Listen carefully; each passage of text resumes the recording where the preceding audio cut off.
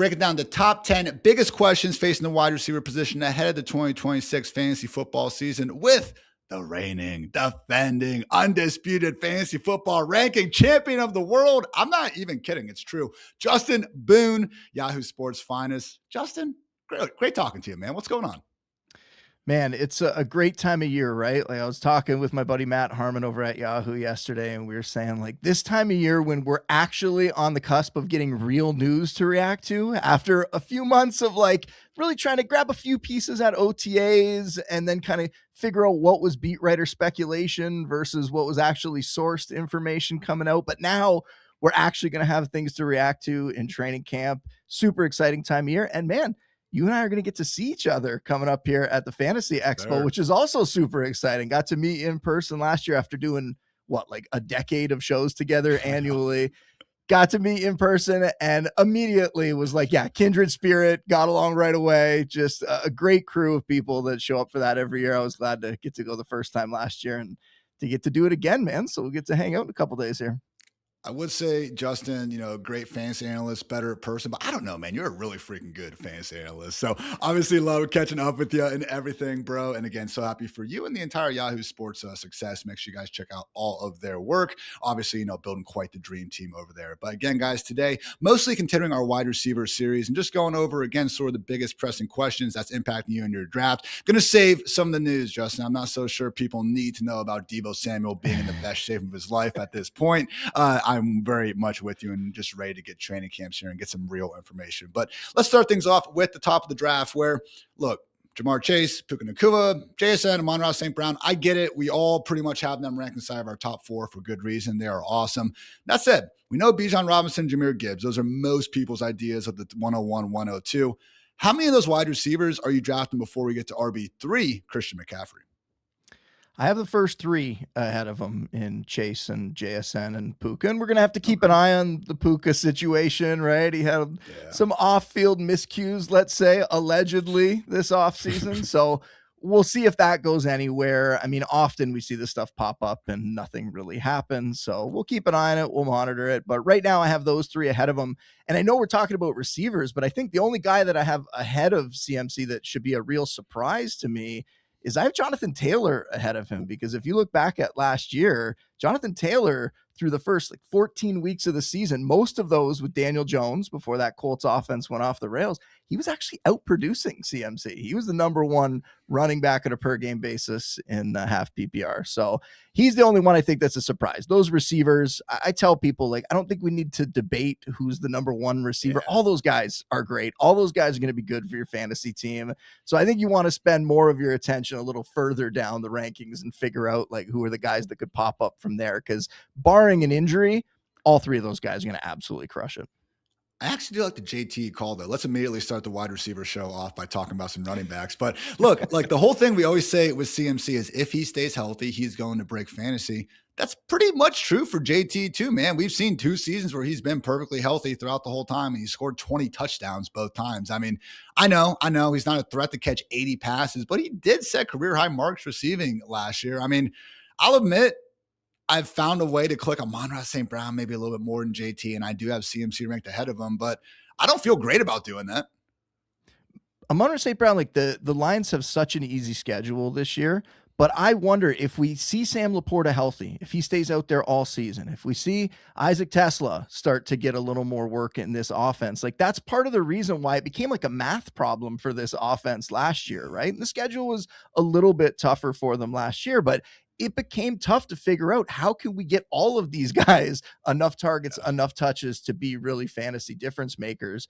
And we saw Jameson Williams had a great season, but it certainly helped that Laporta wasn't out there for part of it, right? So now if we see all these guys healthy, that's the only thing where do they need to rely on the sun god as much as they have in the past? Because now they're really building a complete offense on top of Jahmyr Gibbs getting all the receiving work that he's going to get there. So that would be my only concern with him. But again, am I scared to draft him in the first round? Absolutely not. He's going to have a great fantasy season. It's just a question of, can he get his way up into that kind of elite echelon with those other names we're talking about? And that would be my only concern. The target competition there, I think, is going to be a little bit tougher this year. wide receiver for 3 years running for Mr. St. Brown. Wouldn't be surprised if he turns in another top 4 finish this year. You mentioned JMO real quick. Man, I got him ranked about wide receiver 27. He's usually going inside the top 24, depending on where you're drafting. It scares me though, bro. And I look, the volume stuff you said, that's why I'm not clicking on him. You mentioned the first half splits. I do think that's the most applicable subset. He went from like 10.9 fantasy points per game to over 15 in the second half of the year without Sam Laporta. But we love the offense. I know JMO's a really talented player. He's in the prime of his career. You mentioned the schedule. Like their first true outdoor game is, I think, in week 17. Shout out to Rich Rebar for bringing that to my attention originally. Hate that's in Chicago. We're going to have to figure something out for Jared Goff. We'll worry about that later. Where are you at with JMO? Because if it is squeezed a little bit more with Amon-Ra, I mean, he's a great value where he's going.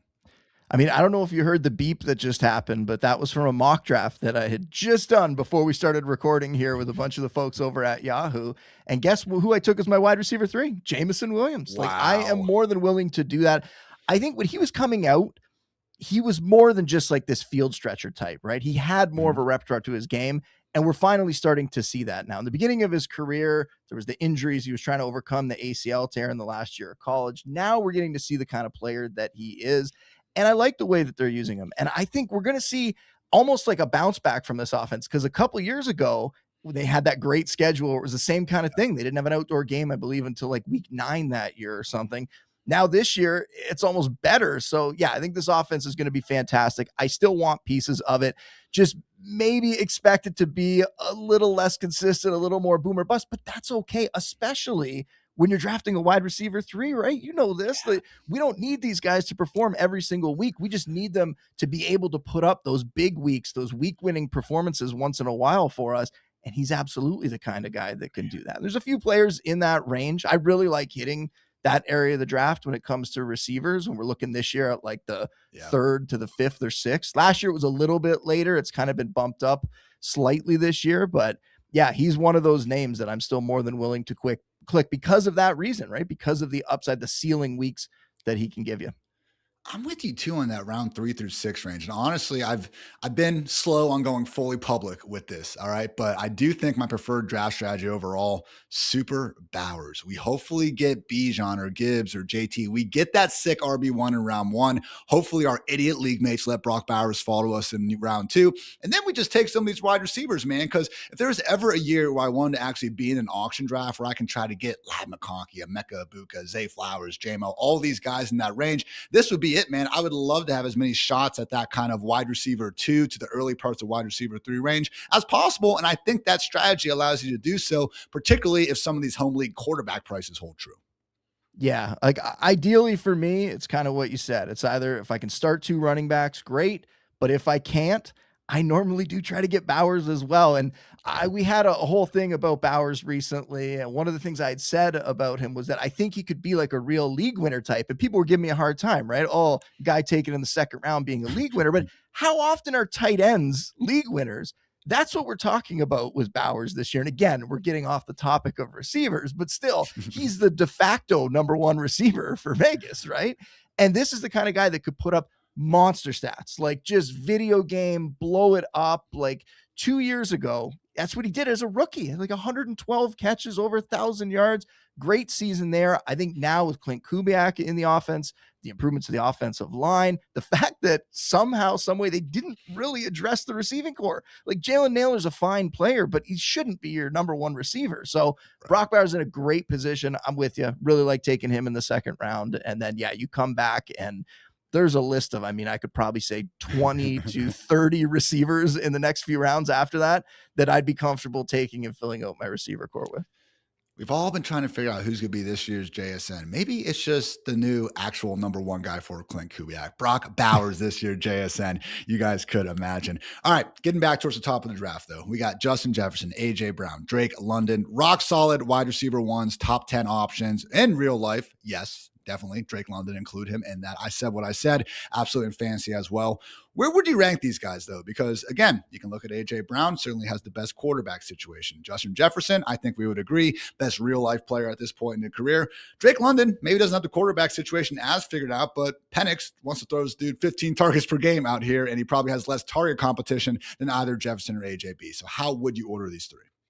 Yeah, I mean, looking at my rankings right now, I have Jefferson, then London, then Brown. Happy to take all of them. I would say for me, Brown, though, is the clear last guy in that rung, and it's just because he's a little bit older, a little more uncertainty with changing teams. But I mean, this is not scientific by any means, but does he not strike you, Ian, as the kind of guy that is going to thrive on going to a new team, showing everybody what he can do, showing them why Philly screwed up, not getting him the ball even more than they should have the last couple of years? Like, I think he's going to have that motivation.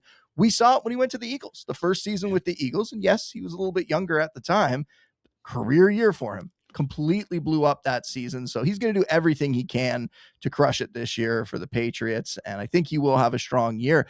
You mentioned London, though. That's the one, because Jefferson, better quarterback. I think we're going to see a bounce back. We know what he can do. Prior to having the JJ McCarthy, Carson Wentz, Max Brosmer year, he was great, right? And he was averaging like 25 more receiving yards per game in all of those other seasons, sometimes way more than that, than he did last year. So that's the outlier. Bad QB play. I don't really believe this narrative that it's going to be a quarterback competition in Minnesota.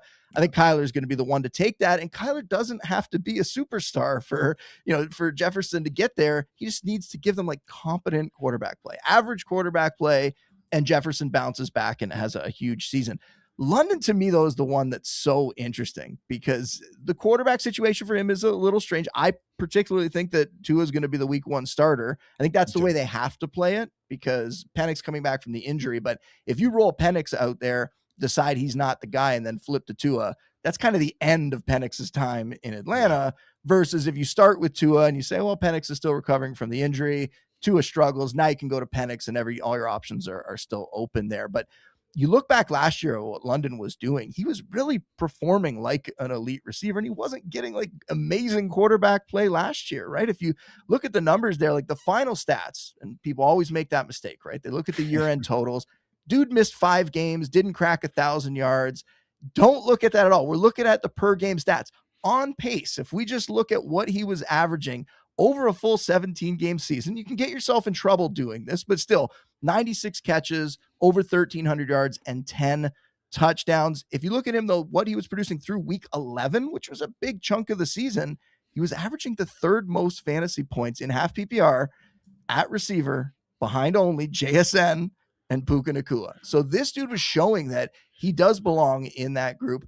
They don't really have a true proven second option. Kyle Pitts' numbers last year, totally fraudulent in my mind. Like he blew up when London was on the sidelines, was the best tight end in fantasy somehow during that stretch. And then once London is actually back, we're going to see him kind of fall back to the range where he normally is. It's like fringe low end tight end 1 in my mind. And I do like another player they have there. We'll talk about him a little bit later, but not as a guy that's going to get an incredible amount of volume that's going to infringe on London in any way. So I think London is kind of the guy because Jefferson isn't really getting like a discount. Like last year has the down season, and yet I thought we were going to get him, 2nd round, maybe even later. Not at all. He's going at the 1-2 turn normally at the end of the 1st round, where London, you can get him in the 2nd round, and I think he could potentially give you 1st round value. So he's a player that I certainly click on. Really like him out of that group. That's the guy that I've ended up with the most shares with this year, and I think people are still underestimating him, even though he's a 2nd round pick at the moment. I feel like Justin Jefferson, Ashton Genty are going to be those guys where the more casual fantasy football players, and good for you guys. I love my job and everything, but I do look at people who only get back into fantasy football in August with like a little bit of jealousy. You know what I'm saying? But I feel like those types of people are going to be like, oh, Ashton Genty, Justin Jefferson, I'm going to buy back. I'm going to buy low on these guys after last year. And then they're going to see the ADP and be like, 1st round, are you kidding me? Yeah, I mean, with Genty, it's a funny one because if we're talking about like year-end stats, it didn't feel great throughout the season, but he had over 1,300 scrimmage yards and 10 touchdowns last year. It was still a pretty good year, all said and done. And now when we have, the changes like we were talking about with Bowers, the improvements to that offense and Clint Kubiak being there, Genty, a guy who looks pretty exciting. But no discounts whatsoever on those guys. That just means the fantasy community is getting that much smarter, right? So it's hats off to everybody out there for paying attention, for listening to, let's say, some bright analysts out there that might be informing them all off season about this stuff and making smarter decisions than we saw in the past. Do you worry that if we had to kind of look at these offenses of the round one wide receivers, again, Bengals, Rams, Seahawks, Lions, Cowboys, Vikings, Pats, Falcons, if you had to pick one that's probably going to be pretty bad, I think we could agree Atlanta stands out. But on the other side of things, I don't know about you, some of the numbers I've run, I'm less worried about pass catchers and bad offenses than I am quarterbacks and running backs. Yeah, I think if they are a bad team, it almost just leans into London more, right? They're going to be in comeback mode. I mean, look at what we saw from the Cardinals last year. That Trey McBride season, even some of those big numbers we saw, and people forget this, but Marvin Harrison Jr. had some games early in the season when he was healthy.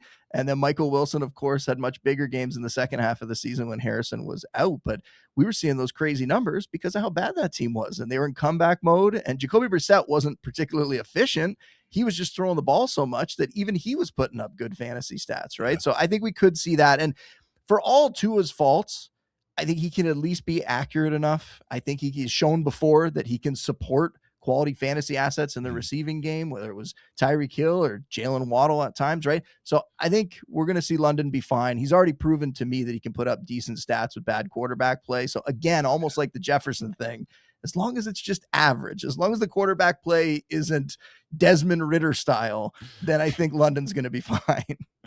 Justin Jefferson last year only caught 2 of 16 end zone targets over the last decade. The only guy with a worse conversion rate. You guys could probably actually guess it. 2017, Julio Jones had 2 of 19, but even Julio got up to 8 touchdowns the following year. Sometimes those regression guys actually do us a favor here in Fantasyland. So talked about a lot of, again, kind of the round one wide receivers. Next question. Kind of talked about it earlier with Brock Bowers maybe being the, provocative answer for this year's JSN. But if I had to give you 5 choices, again, choose your fighter for this year's JSN between Devontae Smith, Jaylen Waddle, Lab McConkey, Emeka Egbuka, and Zay Flowers, which one of those guys do you prefer? Man, I have drafted all of these guys a ton. That's I'm fair. Probably going to take home league. You get one bullet. You know what I'm saying? Yeah. The easiest answer here is the one I'm going to take. I'm not going to make it difficult. I'm going to say Devonta Smith. It just seems like he's on the verge of a career year. And when you talk about like what exactly led to that JSN season, like, of course he was a great player before that, but we saw DK Metcalf move out of the way and leave. We saw him get more opportunity in the offense, and all of a sudden, boom, what happens? Well, what's going on with Smith right now, right? AJ Brown's out of the way. Certainly they brought in some other guys who can help fill that void, but he's now going to go from being this overqualified number 2 receiver in that offense to being the true number 1 guy there. And whether it will amount to the kind of volume that JSN saw last year, I don't know about that, but I think it's going to be something close. And we've already seen Devonta Smith come through and be a really good fantasy asset as the number 2 receiver in that offense, right? Playing as a number 2 guy, was a top 21 fantasy wideout 3 times in the last 4 seasons, was wide receiver 17, wide receiver 21, and wide receiver 16 from 2022 to 2024 there. So he can be good. He can give you the number 2 fantasy receiver kind of production while having this top 12 kind of ceiling. And I think there's a good shot. I have him ranked as a low end wide receiver 1 for fantasy this year, and I'm drafting him like that at the end of the second, early third, that 2-3 turn there. And I also think, like, people looking back at last season and how things went with Philadelphia, it's going to be a different offense this year. Sean Mannion's coming in as the OC. I think he's going to be a little more creative with this offense, and he's going to challenge Jalen Hurts to throw the ball more, to throw the ball in some different ways. I think Jalen Hurts can step up to the plate there. I think he is going to be able to do it and help this offense get to another level. And only that will, help Smith as well. So there's a lot of reasons to like him, on top of the fact, I don't know about you, Harmon always gives me a hard time for leaning on my strength of schedule stuff quite a bit. It's just another data point. It's another little tiebreaker.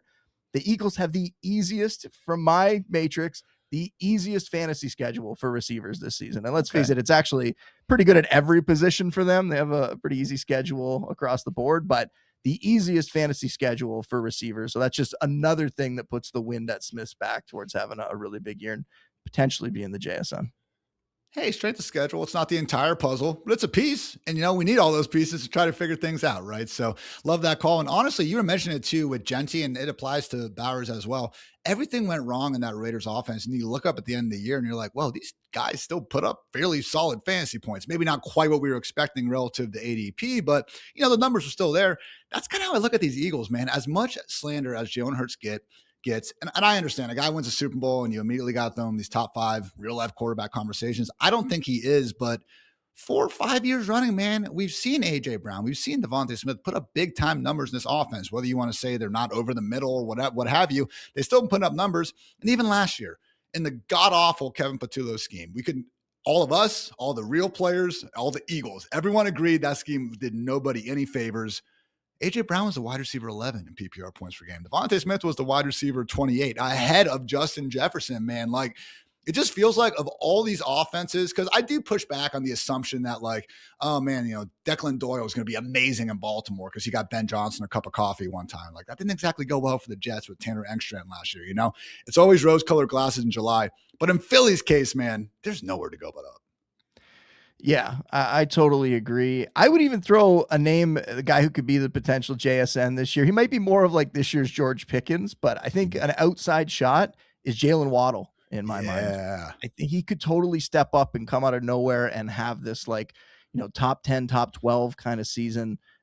Looks really good for him going to an offense that throws the ball a ton, that really wants to see him as the number 1 guy. So he wasn't on your list. I'm cheating a little bit by throwing him in there, but he's the guy that I often think of who can surprise people and really have this huge fantasy season. And right now he's going outside the top 20 receivers in ADP. I don't know where you have him ranked, but I have him inside my top 15, and I could certainly see him finish as a wide receiver 1. I got him wide receiver 11, bro. I've kind of taken a step. I've kind of taken a step this offseason, and I want it to be clear the guys I really like. Okay. So yes, people in your drafts, you see that ADP, your league mates, you see who's visible and stuff. I think you can wait on Jaylen Waddle. Okay. I would not try to draft him at wide receiver 11. I wouldn't wait too long. I wouldn't try to get too cute with it, but I'm not trying to rank someone wide receiver 21 and then they go wide receiver 22 and then victory lap the entire offseason and say, look how ahead of him I was on. I wanted to try to be clear with that.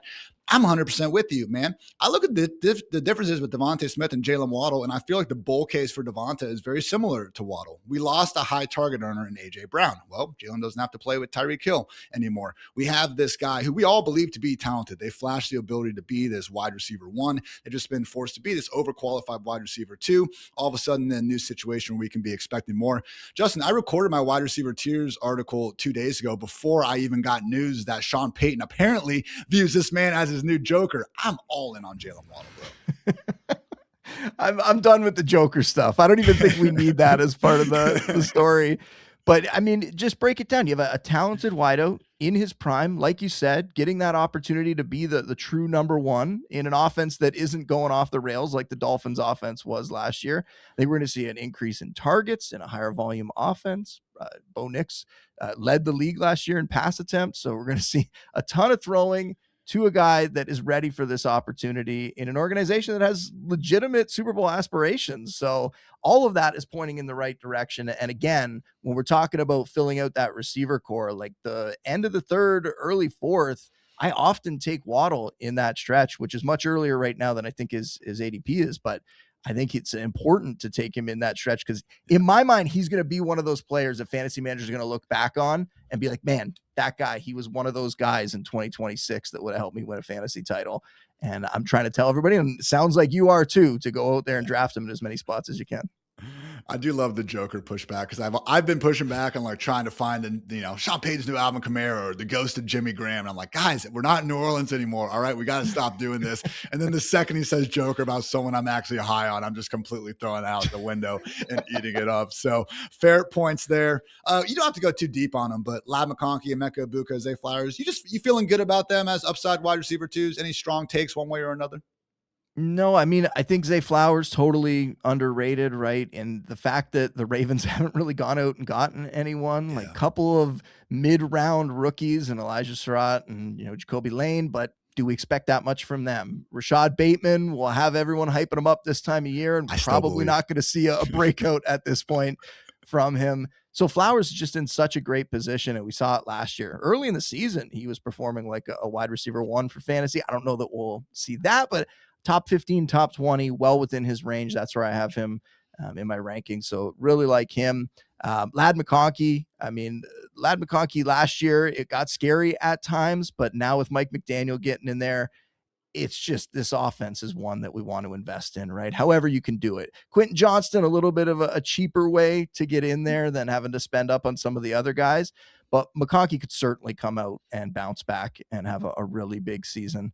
Last year, we had a joke running on our show that Harmon said at the beginning of the year when McConkey was struggling that, man, if this continues and Quentin Johnston finishes as, a top 20 fantasy receiver ahead of McConkey, I'm going to eat a pen.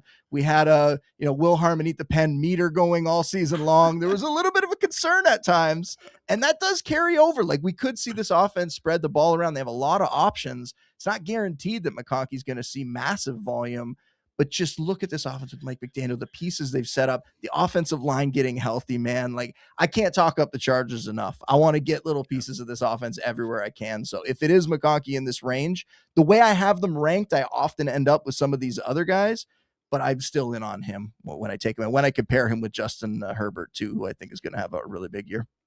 That's what I'm saying, bro. Auction strategy, guys. I'm going to bring in the ace of Drew Davenport and just get you guys the real lowdown on, what we should be going. But man, this wide receiver 2 range, trying to spend 20, 25 bucks and hopefully get several of these guys. Very, very much loving that.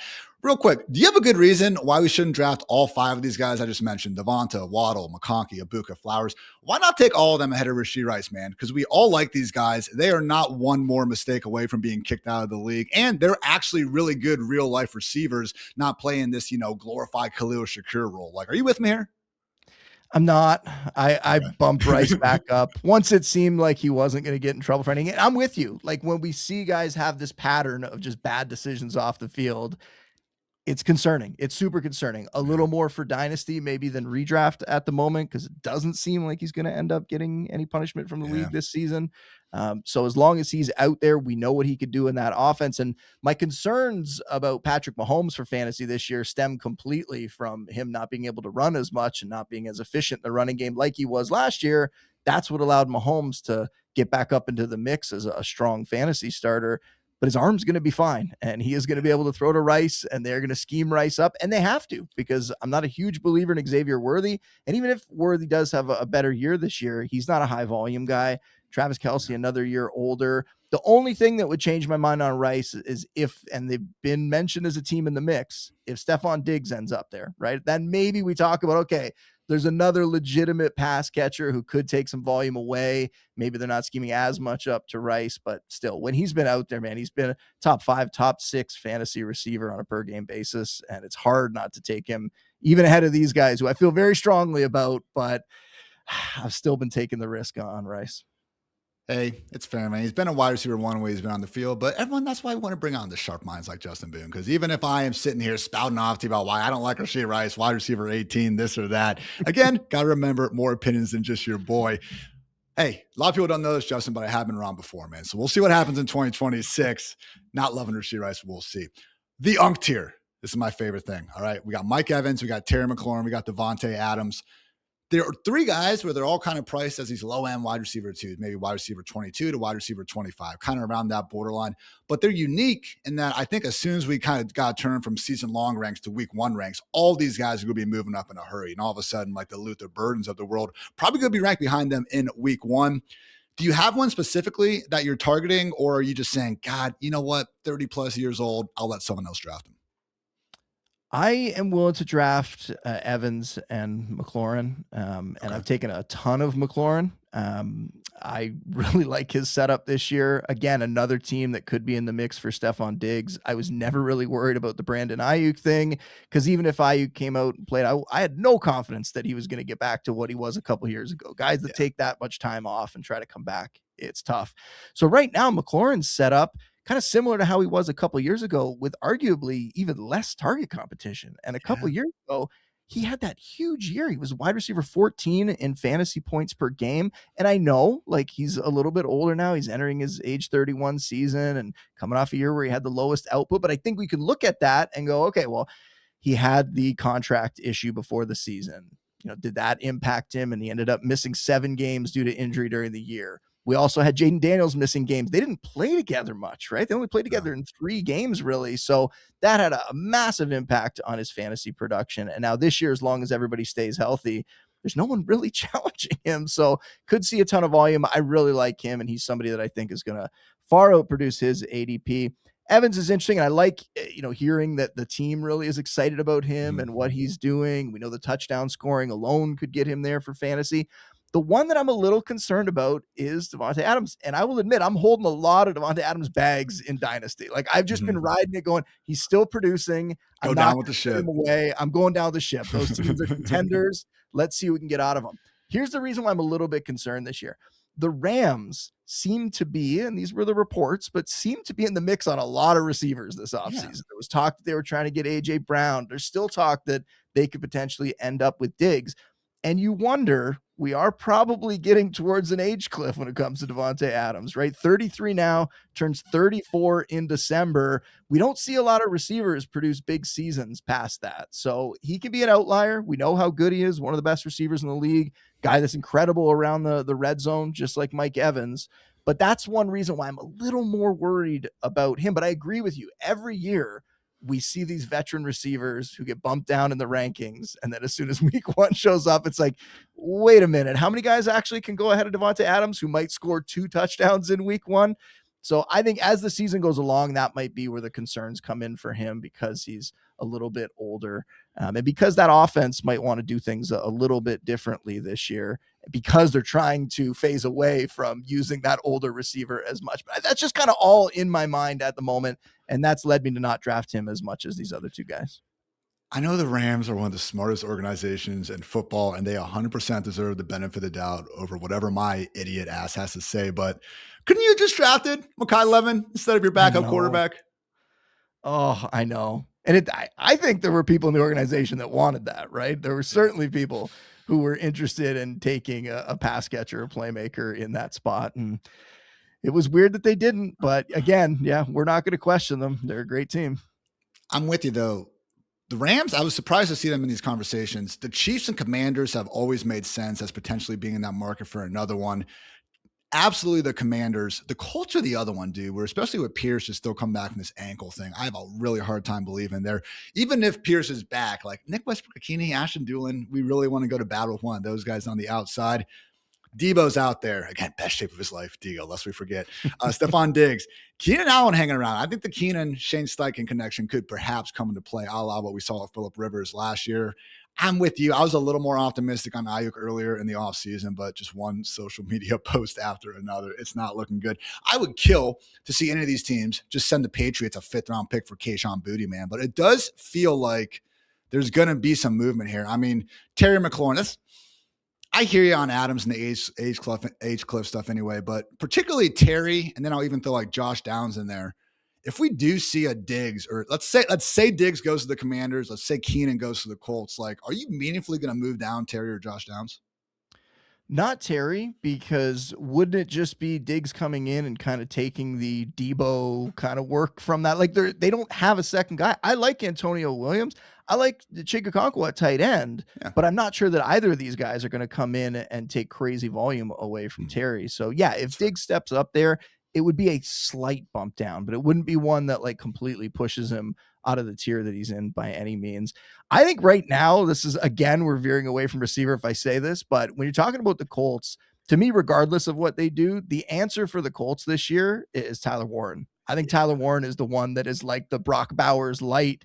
He's in position to potentially be the de facto number one receiver there. He led the team last year as a rookie in targets in that offense. And I think we could see that even more this year now that we're taking away Michael Pittman and 111 targets from him. So Tyler Warren, a talented player in an offense that if Daniel Jones coming off the injury might not run as much. He's going to try to get that ball out quick. And who does that favor? That favors a guy like Tyler Warren, who they can scheme up a whole bunch. They can even use him out of the backfield a little bit, which was something that he did in college. And I don't know. He's a guy that I don't normally go after tight ends in the area that he goes in, right around the 5th round or so. It's either the elite guys or you wait till much, much later. But he's one that I've actually decided to kind of break that rule for and take him in a bunch of spots in the 5th round this year.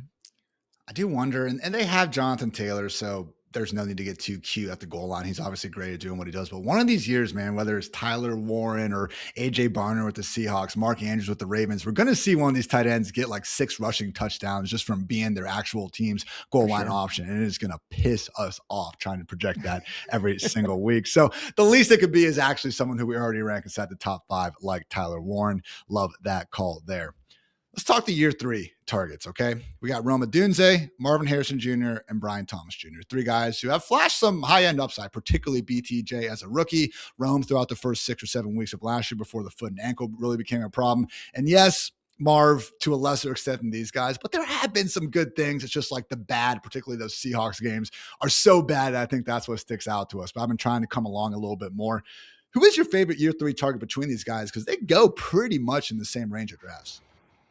I don't know that I have like a real favorite. I know that's not the answer you want here. Not overly excited about anyone from this group. I mean, Odunze, we saw it early in the season last year, and maybe I'm, overestimating how much this could impact him, but hearing a guy say that he needs to adjust to the new normal with his foot injury, it's a scary thing because it reminds me of like a Formula One car, right? Like in the last race for Formula One, we saw Lewis Hamilton make a pit stop, and one of the technicians tried to go out and adjust his wing in the front, didn't get to do it. And then Lewis Hamilton goes out there and says, "Did you guys adjust the wing?" No. And now the car is like basically completely shot and you're losing time every single lap. That's kind of what it's like for these elite athletes, right? If you just lose a little bit, it can be hard to get up to that top tier and produce at that elite level. And we saw from Odunze early in the season, once he got hurt, was not the same kind of guy producing.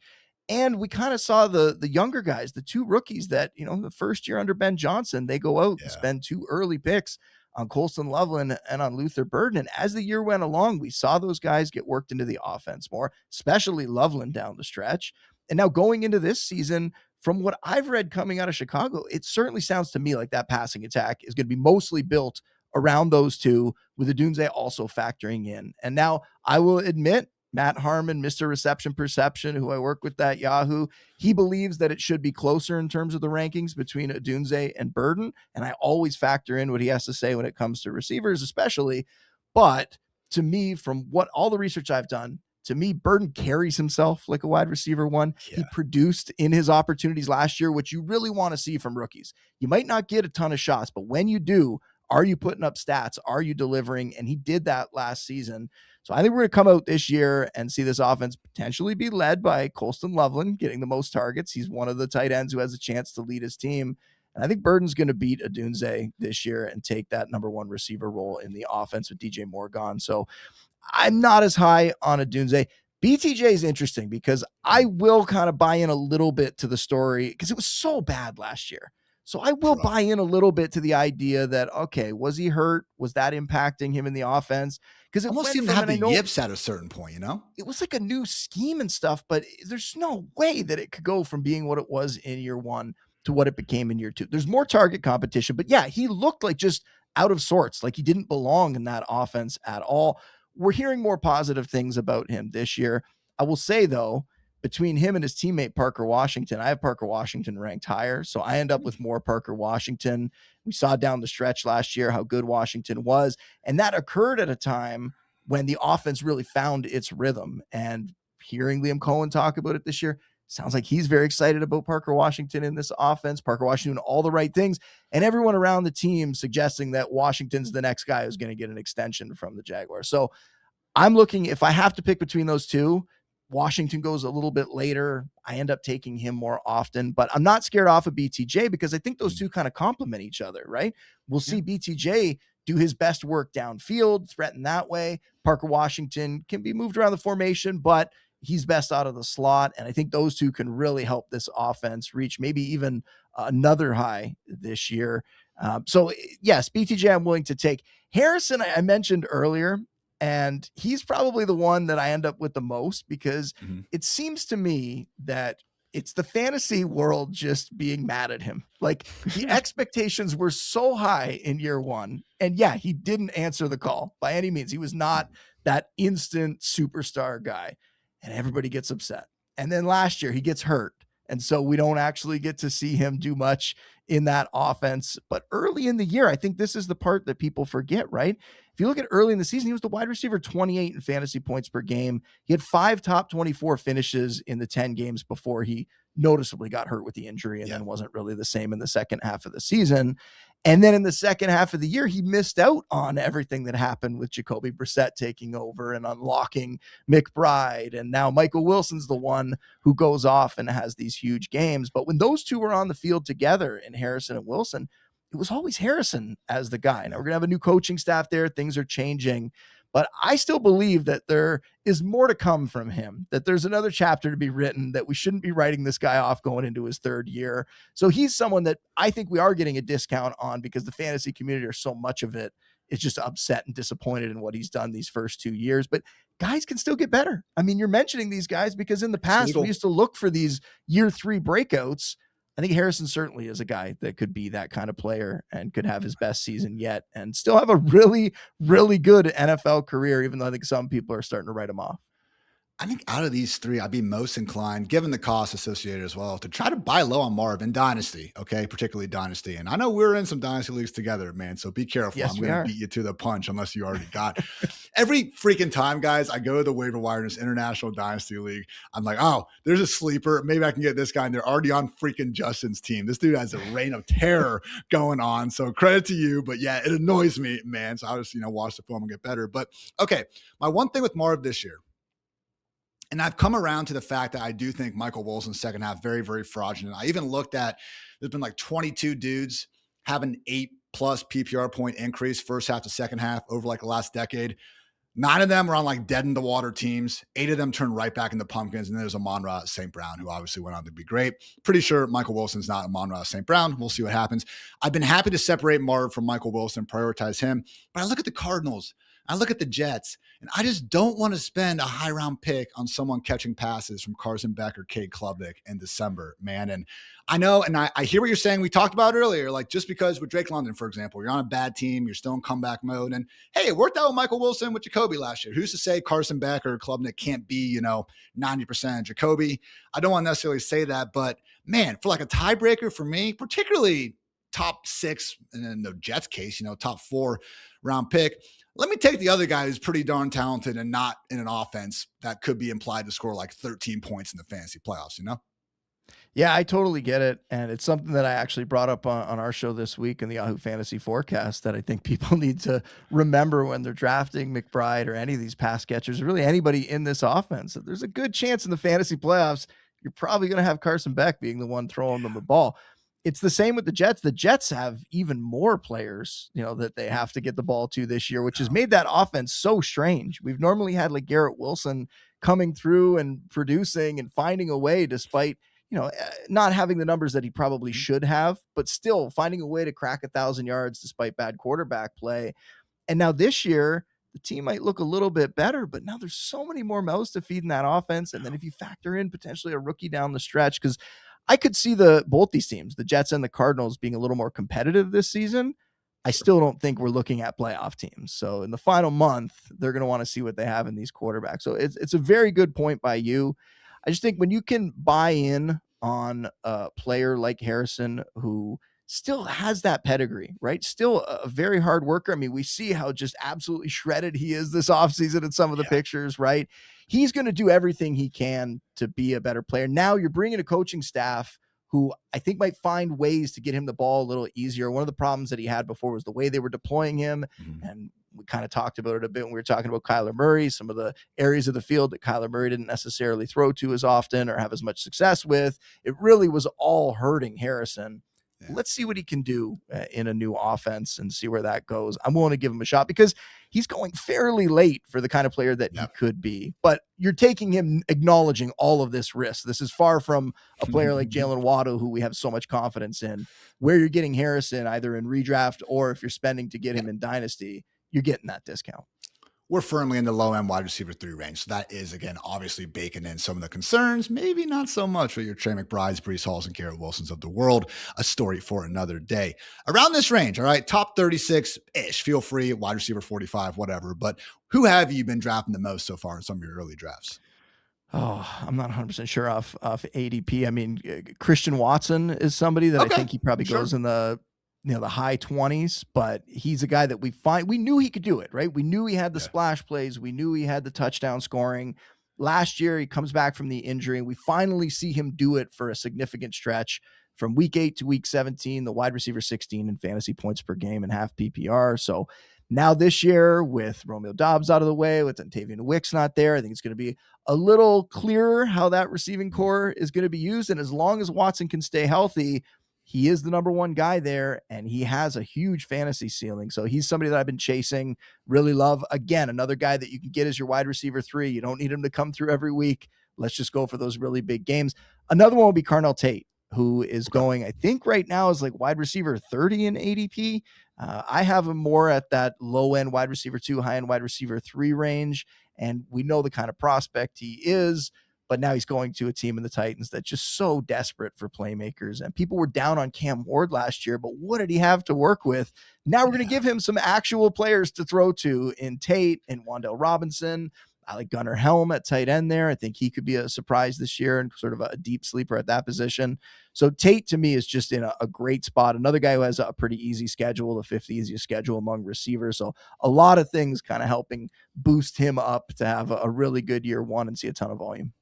And the first time in a minute, we've actually had like top 10 overall pick wide receivers priced in that wide receiver 3 range. Because again, it's been surprising to me looking back. We've only had 13 rookie wide receivers post top 24 numbers over the last decade. I think we just tend to kind of not overinflate, because it is more important to obviously score a bunch of points in the fantasy playoffs, and that's great. But some of these good seasons that end that well maybe weren't as great from the start as we remember. So it's a good point on Tate. And Christian Watson, yeah, man, we got Matt LaFleur, Jordan Love. Like, there's enough meat on the bone in this offense for more than just Marshawn Lloyd the ball out. Yeah, I mean, absolutely, right? Like it's such a different situation this year that, yeah, I think we have to reassess, and it's important to do that. You can't hold those biases of past years. You got to come at it fresh, and yeah, I'm excited about it. I got Christian Watson ranked ahead of Jameson Williams. Smart idea, dumb idea. Ahead of, Jameson Williams? No, it's a smart idea. I have it the exact same. All right. I have it the exact same. I have Watson My more guy. as a low end wide receiver 2 for fantasy. There's a really big ceiling there. And like I said, if he can just come out and do anything close to what he did in the second half last year, we're talking about a top 20 guy. Don't hate the player, hate the ADP. I understand you could be in a league where anyone slides and you're going to draft them at a certain point, but same sort of range, okay? That wide receiver 3, wide receiver 4 spot. Someone that you've just generally been fading more drafts than not. And if it's Cortland Sutton, I'm with you. I mean, Cortland Sutton would be in that mix. I think that this one, though, I mean, it feels bad to say, but DK Metcalf and another player, I think I have DK Metcalf in that international dynasty league that we're talking about, where you have to start 5 receivers. I'm the commissioner of that league, so I can't even get mad about it. I love the deep starting lineups. But DK Metcalf will be one of my 5 receivers, and I just don't feel great about it. We saw last year with Aaron Rodgers. I know the offense is going to change, but Aaron Rodgers wasn't even really able to get DK Metcalf enough targets last year to get over the top in fantasy. Now we're adding Michael Pittman. Now we're adding Jeremy Bernard. Like, they're not going to have an Aaron Rodgers offense at his age where he is just throwing among the league leaders. So I think there's a volume problem there in an offense that I'm not really confident in. And so DK Metcalf to me will need like that huge touchdown total in order to come through for fantasy. And I don't have a lot of faith that he's going to be able to do that in that Pittsburgh offense. Justin's complaining about DK Metcalf as wide receiver 5. I'm throwing a pool stick down like the Joker for Keon Coleman and Trey Tucker. So must be nice being over there drinking champagne out of your championship trophy. But no, I'm with you, man. I do think I fall in this trap, man. Like, he is priced, I think, closer to his floor than his ceiling for the first time in a while. But then again, 42-year-old Aaron Rodgers, you added Michael Pittman. Like, his ceiling isn't the same this year as it has been in past years. So I also got to keep that in mind. Very good points there. We've gone over a lot of names. I think generally people are going to be, drafting to want to start or put in your flex. Like, you're feeling relatively good about that. Sleeper season, though. ADP outside the top 50-ish dudes. Again, if he's wide receiver 49 or whatever, that's fine. I don't care. But 2 sleepers in the very much like later rounds that you've been prioritizing. I'm buying into Rashid Shaheed as one of them. And the talk that, last year he kind of learned the offense on the fly when they brought him over at the trade deadline, and he found a way to make an impact. He certainly did in special teams as well. But now this offseason, they're discussing how he's going to be a bigger part of that offense. And you have Cooper Kupp near the end of his career. You have Torrey Horton, who I like as well and flashed a little bit as a rookie last season before he got hurt, but he's coming back from that injury. We don't know what we're going to get from him, and he's not getting talked up nearly as much as Shaheed has been. And if you look at Shaheed's fantasy career, kind of like the ultimate boomer bust wide receiver 3 type, flex play type. You look back to last year with the Saints before he got traded, he was producing in that kind of wide receiver 3 flex range. He was the wide receiver 21 in fantasy points per game in, through 5 weeks in 2024 before he got hurt. He posted 6 top 20 wide receiver fantasy finishes in 2023. So you could say the cliche, like better in best ball kind of thing, but he's somebody that you could take in the late rounds and I think could find a spot in your lineup, especially if you're talking about as a flex play in a good offense that maybe they don't have quite as much success. Maybe things don't go just as right as they did for them last year en route to the Super Bowl, and they have to throw the ball a little bit more, and he gets a little more involved there. So he would be one. And then Jalen Coker's the other. Jalen Coker. So, I mean, come on. Does everybody in the fantasy community like him? We always talk him up on our show. Just really think we've started to see what he could be in that offense. The clear number 2. They have some options, but Xavier Legette, he is not going to be the number 2 receiver. I don't think Chris Brazzell is going to be the number 2 receiver either. Coker has established himself in that spot. And last year, we saw him really start to produce. There was flashes when he was a rookie and stuff, but last year from week 11 on, top 36 fantasy receiver on a per game basis, turns 25 in October. So he's still fairly young. And then you think back to that playoff game, that wild card loss, 9 catches, 134 yards and a touchdown. Of course, that's his ceiling. We're not going to get that all the time from him, but it just shows you the kind of player he is and what he could be in this offense. And let's hope that Tedero McMillan is healthy. It sounds like he's going to be okay. And it was just a precaution. They were holding him out. But I think these 2 guys are going to really form what that passing attack is. And I think you got to be excited about Coker where you get him, which is outside of the top 50. Clear-cut number 2 wide receivers and offenses that could be okay. You could do a lot worse in the later rounds of drafts. I'm happy you brought up the playoff game too, because sometimes people act like we're referencing the preseason with playoff stuff. All right, I understand we didn't get fantasy points for it, but it happened at the top of the top competition level. I do think it's relevant when trying to project into the following years. And then Rashid Shaheed, man, I'm with you. I was more optimistic that he could have been one of the more rare midseason trade acquisitions to do a little bit more on offense, given the familiarity with Kubiak, but 51 million reasons to get him more involved in the future. And I mean, Sam Darnold, dude, him and Jared Goff, the only quarterbacks in the league with at least 4,000 yards in each of these past 2 seasons. So pretty sure the dude's not turning back into a pumpkin at this point. Would make sense if it's, again, speedy, field stretching number 2 wide receiver, can give us some big games. Those are reasonable sleepers. All right. I want a disgusting one. I want a disgusting wide receiver prediction, but that you actually kind of believe. I'll put my head on the chopping block first. I actually think Rashad Bateman is going to be like a boomer bust wide receiver 4. Okay. Like a top 48 receiver, scores 7 or 8 touchdowns, be a lot closer to that guy we saw in 2024. I don't care about Elijah Surratt and Jacoby Lane. I still believe in Rashad Bateman. So there's an example from me saying something that almost inevitably will be very, very false by the end of the year. Now it's your turn, Justin. I hope this one counts. And I alluded to it earlier that there was someone on the Falcons offense. It counts. Whoever you say that's not Drake London, it counts. I'll tell you that right now. It's Zachariah Branch, the rookie. Ooh. And I get like a lot of people, I think, just discounted him in the pre-draft process, looking at the way he was used at Georgia, the screen game, kind of saw him more as a gadget player, but the athleticism is there, the playmaking ability, the soft hands. And we heard some good things about him coming out of OTAs, right? He was making plays out there, and they need that. Is he going to be a high volume guy? I don't think so, especially not in year 1. But is he somebody that could come in and all of a sudden turn into the number 2 receiver in that offense, outproduce somebody like Kyle Pitts, who I'm not that high on? I think he could. Like, it's not impossible. Branch could be like, I'm taking him everywhere in Dynasty. He's going in like the 3rd round, sometimes later. It's not impossible that he could turn into someone that gives you top 36 or, flex numbers this year as a guy who's breaking big plays and changing the game with, 1 play, 2 plays. Like he's somebody that has that in his repertoire that I think will be used a lot different in the pros than we saw at Georgia. And the Falcons need somebody else. And when we're talking about Tua, if Tua is the quarterback in week 1, like we discussed earlier, I think Tua would very much like to throw short and get the ball in his hands and let Branch do the rest, right? They'll find ways to do that.